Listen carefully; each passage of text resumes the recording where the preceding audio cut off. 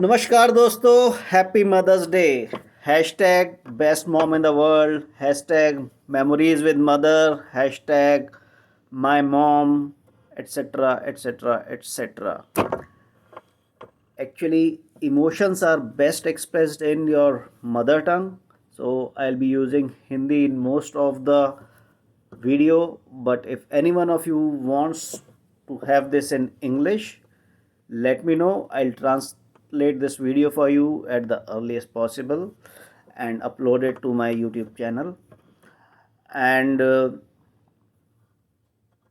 एक चीज़ और, मैं कोई प्रोफेशनल यूट्यूबर नहीं हूँ, लेकिन जो बात करता हूँ इमोशंस दिल से निकलते हैं। अगर समझ में आए, अच्छा लगे तो लाइक, सब्सक्राइब, शेयर, फॉरवर्ड जो जो भी होता है वो कर देना। तो बात करते हैं हैप्पी मदर्स डे की। अगर मैं कहूँ आज मदर्स डे नहीं है तो चार लोग कहेंगे कपिल जी आप दुनिया से उल्टे चलते हो। और भाई क्या करूँ, कई बार लगता है कि आज मदर्स डे है तो कल क्या था, कल क्या है। अरे भाई मदर्स डे है। हम क्या करते हैं, एक हफ्ते प्रोपेगेंडा करते हैं मदर्स डे आया, एक हफ्ते तक उसकी यादें रखते हैं, 15 दिन निकल गए, उसके बाद 350 दिन क्या किया, कुछ नहीं किया।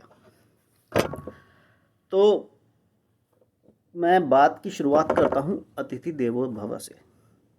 अतिथि देवो भव इसलिए ले रहा हूँ क्योंकि ये सबने सुना है, सबको पता है, लेकिन अधिकांश लोगों को ये पूरा श्लोक नहीं पता। पूरा श्लोक है मातृदेवो भव, पितृदेवो भव, आचार्य देवो भव, अतिथि देवो भव। अतिथि देवो भव सबसे बाद में आता है, और पहले तीन माँ बाप और आपका गुरु, वो तो आपके घर की मुर्गी है, घर की मुर्गी दाल बराबर, तो आप उन्हें भूल गए। बचा क्या, अतिथि देवो भव। और वो भी हमको इसलिए याद है साहब कि उसका कॉमर्शियलाइजेशन हो गया है, उसकी मार्केटिंग होती है, इसलिए बच्चों को पता है। यानी कि आपके माँ बाप गुरु वो सब भी आपके भगवान के बराबर हैं, और जो भगवान के बराबर होता है उसे साल में एक दिन नहीं याद किया जाता, उसे रोज़ याद किया जाता है। ये हमारे प्राइमरी रिलेशन है, माँ बाप भाई बहन। तो इन रिलेशंस को निभाने के लिए, इन रिलेशंस को याद करने के लिए हमें साल में एक दिन नहीं चाहिए, हमें ये रोज़ अपने जीवन में साथ लेके चलना है। एक और श्लोक है, बहुत सिंपल सा श्लोक है संस्कृत का। नास्ति मातृ समा छाया, नास्ति मातृ समा गति, नास्ति मातृ समा त्राणम, नास्ति मातृ समा प्राप। बहुत सिंपल है, लोग समझ गए होंगे, नहीं समझे तो मैं बता देता हूँ। माँ के समान छाया कोई नहीं दे सकता, माँ के समान आश्रय कोई नहीं दे सकता, माँ के समान सुरक्षा कोई नहीं दे सकता, और माँ के समान जीवनदाता कोई नहीं होता है। अगर माँ का इतना महत्व है तो क्या हमें एक ही दिन चाहिए साल में उसको सेलिब्रेट करने के लिए, बताइए मेरे को। देखिए, तीन तरह के लोग होते हैं।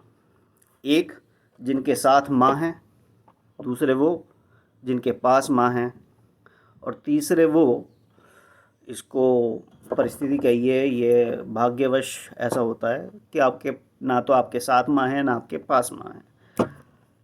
लेकिन हर स्थिति में आपके पास ये बेसिक रिश्ते हैं, माँ बाप भाई बहन, इनको चलाने के लिए आपको कोई स्पेशल दिन नहीं चाहिए। आप ये रिश्ते अगर आपके पास हैं तो आप इनको रोज़ सेलिब्रेट कर सकते हैं, ठीक है। ये पद्धति कहाँ से आई, ये सभ्यता कहाँ से आई कि आप mother's day, father's day, brother's day, sister day, ये सारे डे मना रहे हैं। इसकी शुरुआत हुई है जिस संस्कृति से, वो है मार्केटिंग और कॉमर्शलाइजेशन की। आपने ग्रीटिंग कार्ड से शुरुआत करी, उसके बाद गिफ्ट, हैशटैग गिफ्ट फॉर मोमा, उसके बाद रेस्टोरेंट्स, आपका हैशटैग डिनर डेट विद मम्मा, ये आपका सब कुछ चलता है। इसमें एक बात बताइए मेरे को, क्या रिश्ते मार्केटिंग से चलते हैं? नहीं, रिश्ते चलते हैं आपके इमोशंस से। अब ये आपके 4 दिन बना दिए इन लोगों ने। आपके पास और बहुत सारे रिश्ते हैं दुनिया जहाँ के, जैसे मामा, फूफा, बुआ, मौसी, चाचा, ताऊ, तमाम रिश्ते हैं।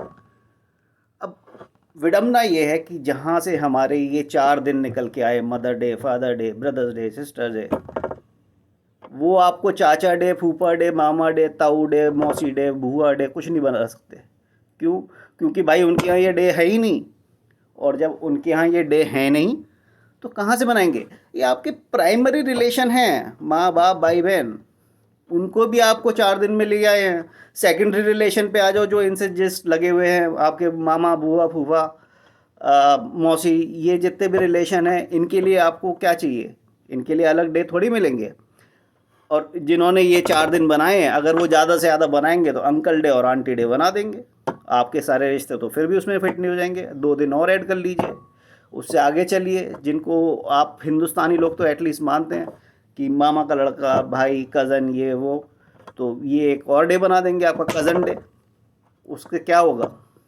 आपके रिश्ते तो नहीं चलेंगे ना। आपने साल में ऐसे कितने डे बना लोगे? 10 दिन, 20 दिन, 25 दिन? बाकी के 300 दिन क्या करोगे मेरे भाई? वो भी तो जीना है ना। आपको तो साल के 365 दिन जीना है।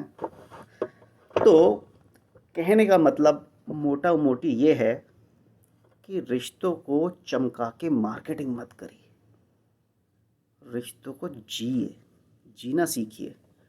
ये तो उस फल की तरह हो गया जिसकी आपने फ़ोटो खींची, बहुत सुंदर फ़ोटो है, लेकिन अगर उसे काटा तो उसमें रस नहीं है। रिश्ते का नाम वो रस है, वो रस होना चाहिए, खट्टा मीठा कुछ भी हो।